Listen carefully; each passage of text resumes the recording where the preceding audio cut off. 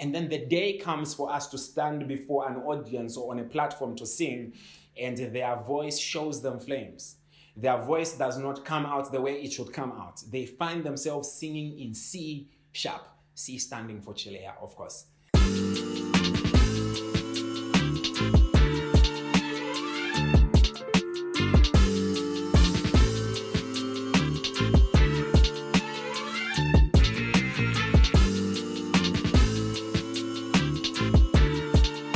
And yes, it is wild for them. The reason they're in that place is they compared themselves. They found the common ground of singing, just like these virgins looked at the common ground of their virginity and thought, we are all virgins, we are all singers, not realizing that they had less oil.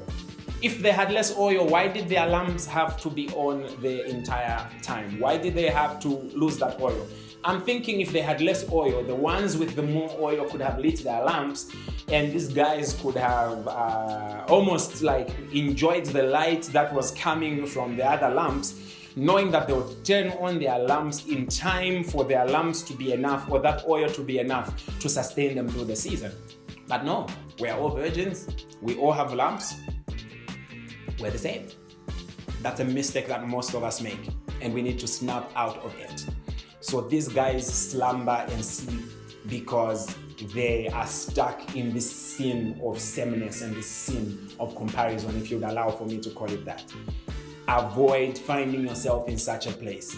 Sometimes you are peers with people, you are in the same boat as people, but your strategy has to be different. Your effort level has to be different from the next person, because in as much as you qualify or you pass the first test together, they are differently positioned from you, they are differently graced from you, they are differently blessed from you, and you can't find yourself being blinded by your sameness, that you miss your difference, and that difference, when it manifests, shows you as less when you qualify the first time together. Don't allow yourself to not qualify the second level because you're so stuck at your first level qualification. Snap out of that.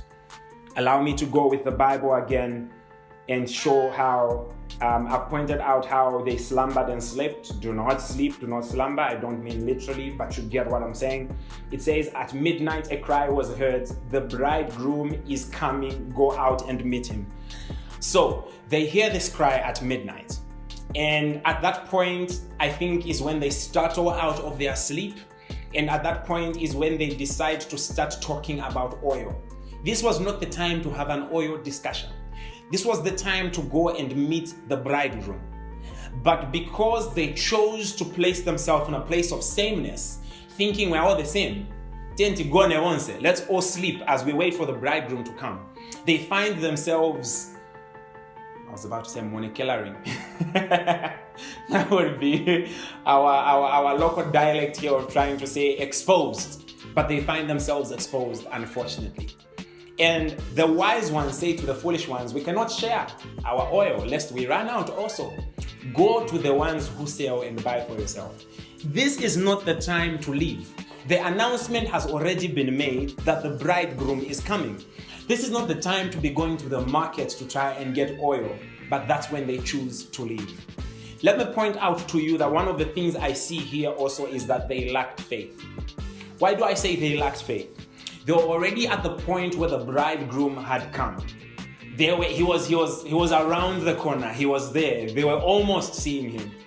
Why did they not have faith enough? Maybe that Old Testament faith of the oil not running dry. Why did they not have faith enough to stay and say, if the bridegroom finds us here, the fact that we are virgins will allow us to qualify in as much as our lights might be dim or in as much as our oil might not be enough? Why did they not have faith to stay?